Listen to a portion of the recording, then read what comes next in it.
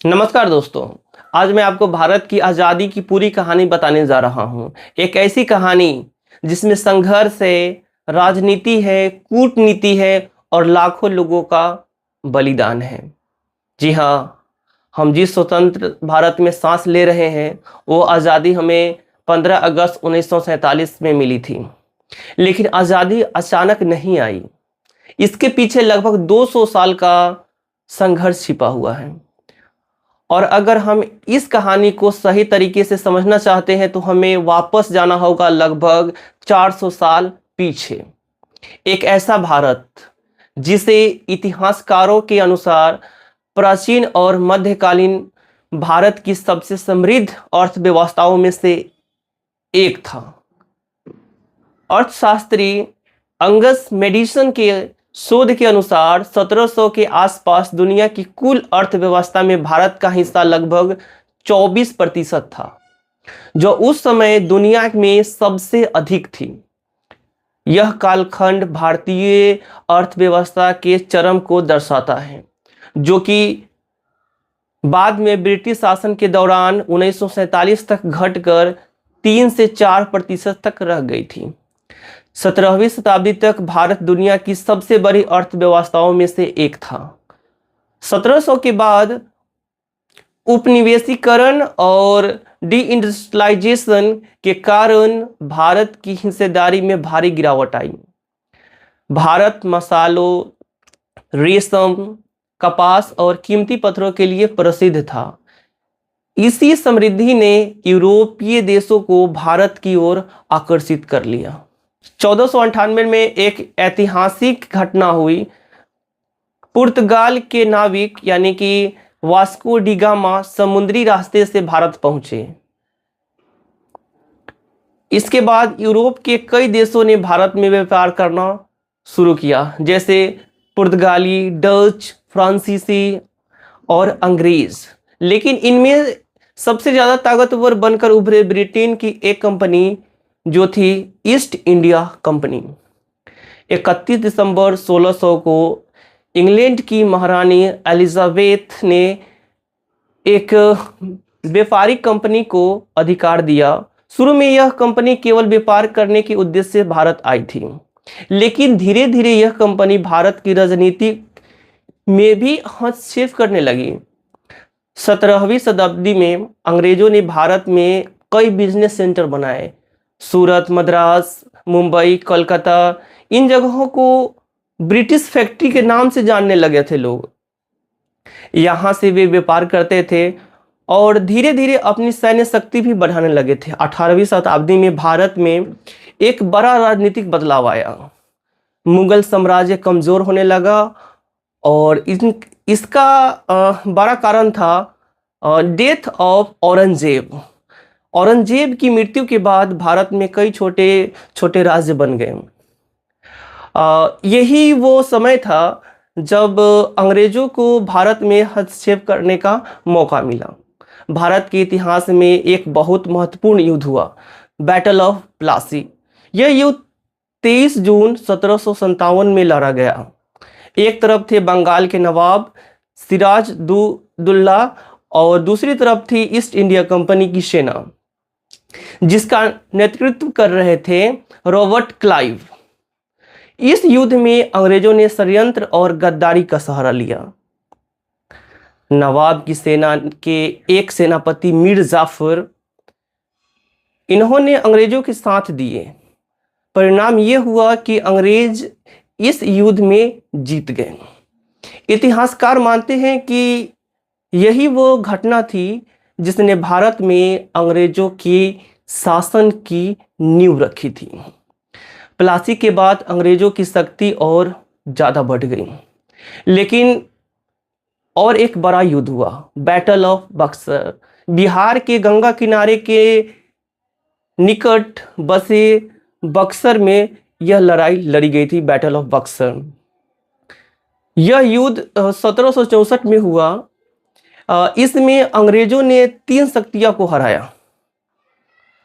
मीर कासिम, जो कि बंगाल के नवाब थे, शाह आलम सेकेंड, जो कि मुगल बादशाह थे, और शुजाउद दौला, यानी कि वे अवध के नवाब थे। इस जीत के बाद अंग्रेज को बंगाल, बिहार, उड़ीसा इन क्षेत्रों में कर वसूलने का अधिकार मिल गया। इसके बाद भारत की अर्थव्यवस्था पर अंग्रेजों का पूरा कंट्रोल होने लगा और कंट्रोल ज़्यादा बढ़ने लगा। भारत से कच्चा माल इंग्लैंड भेजा जाता और इंग्लैंड से तैयार कर सामान को भारत में बेचा जाता। ड्रेन ऑफ वेल्थ थ्योरी में दादा भाई नौरोजी के अनुसार भारत की संपत्ति धीरे धीरे ब्रिटेन में चली जा रही थी। 1901 में poverty and un British rule in India नामक पुस्तक प्रकाशित हुई थी। इस पुस्तक में दादा भाई नौरोजी ने अपनी प्रसिद्ध पुस्तक poverty and un British rule in India के माध्यम से यह प्रमाणित किया है कि ब्रिटिश शासन भारतीय संसाधनों का शोषण कर रहा है। 19वीं सदी तक भारतीयों में असंतोष बढ़ चुका था और फिर 1857 में एक बड़ा विद्रोह हुआ, इंडियन रिबेलियन ऑफ 1857। कुछ इतिहासकार इसे भारत का प्रथम स्वतंत्रता संग्राम भी कहते हैं। इस विद्रोह की शुरुआत हुई थी मंगल पांडे से। उन्होंने अंग्रेजी सेना के खिलाफ विद्रोह किया। इसके बाद यह आंदोलन पूरे उत्तर भारत में फैल गया। इस विद्रोह में कई महान नेताओं ने भाग लिया। रानी लक्ष्मीबाई, तात्या टोपे, बहादुर शाह जफर। झांसी की रानी लक्ष्मीबाई ने अंग्रेजों के खिलाफ बहादुरी से युद्ध लड़ी। उनकी वीरता आज भी भारतीय इतिहास में याद की जाती है। यह विद्रोह बहुत बड़ा था, लेकिन आखिरकार अंग्रेजों ने इसे दबा ही दिया। इसके बाद एक बड़ा राजनीतिक परिवर्तन हुआ। 1858 में भारत का शासन सीधे ब्रिटेन की सरकार के हाथ में चला गया, यानी कि अब शासन करने लगी ब्रिटिश क्राउन और ईस्ट इंडिया कंपनी का शासन समाप्त हो गया। 1858 के भारत सरकार अधिनियम गवर्नमेंट ऑफ इंडियन एक्ट 1858 द्वारा भारत में ईस्ट इंडिया कंपनी का शासन आधिकारिक रूप से समाप्त हो गया, जिससे भारत में ब्रिटिश राज की शुरुआत हुई। कंपनी का बोर्ड ऑफ कंट्रोल समाप्त कर दिया गया और गवर्नर जनरल अब वायसराय कहलाए। भारत में ब्रिटिश राज की आधिकारिक शुरुआत 1858 में हुई, जब 1857 में सिपाही विद्रोह के बाद ब्रिटिश सरकार ने ईस्ट इंडिया कंपनी से शासन छीनकर सीधे भारत का कंट्रोल अपने हाथ में ले लिया। लेकिन इसके नींव 1757 में प्लासी के युद्ध में कंपनी की जीत के साथ ही पड़ गई थी।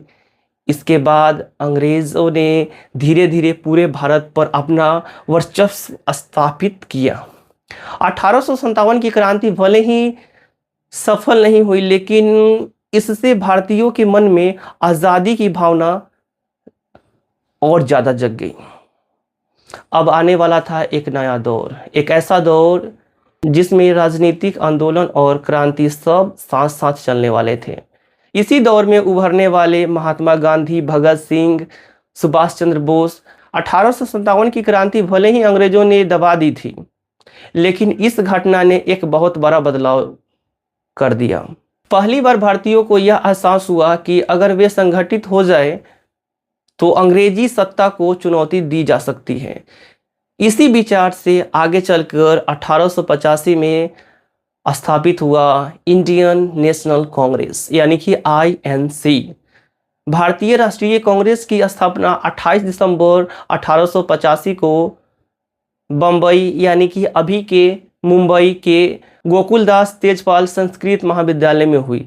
इस संगठन की स्थापना में एलन ऑक्टेवियन ह्यूम के महत्वपूर्ण भूमिका रही। शुरुआत में कांग्रेस का उद्देश्य था भारतीयों की समस्याओं को ब्रिटिश सरकार तक पहुंचाना, लेकिन धीरे धीरे यह संगठन भारत की आज़ादी के आंदोलन का केंद्र बन गया।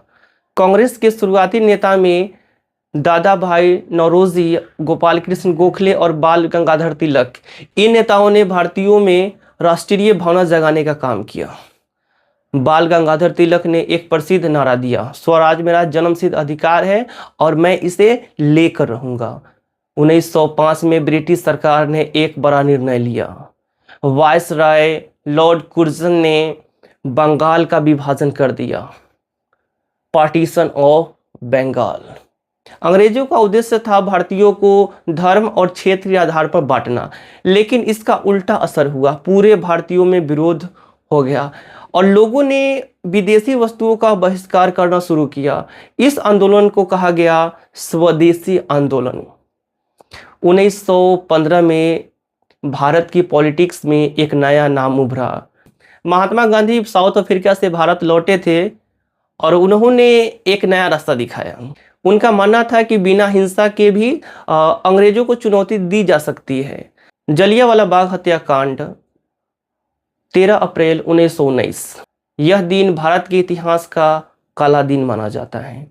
पंजाब के अमृतसर में स्थित जलियांवाला बाग मैसेकर, जिसमें हजारों लोग एक साथ सभा के लिए इकट्ठा हुए थे, तभी British brigadier general Reginald Dyer बिना चेतावनी के गोली चलाने का आदेश दे दिया। सैकड़ों लोग मारे गए। इस घटना ने पूरे भारत को झकझोर दिया। इस घटना के बाद गांधी जी ने 1920 में शुरू किए नॉन कोऑपरेशन मूवमेंट। इस आंदोलन में लोगों से कहा गया, सरकारी स्कूल कॉलेज छोड़ो, अंग्रेजी वस्तुओं का बहिष्कार करो, सरकारी पदों से इस्तीफा दो। लाखों भारतीय इस आंदोलन से जुड़ गए। जहां गांधी जी नॉन वायलेंस के रास्ते पर चल रहे थे, वहीं कुछ युवा क्रांतिकारी सशस्त्र संघर्ष में विश्वास करते थे। इनमें भगत सिंह, उन्होंने राजगुरु और सुखदेव के साथ अंग्रेजों के खिलाफ कई कार्रवाइयां की।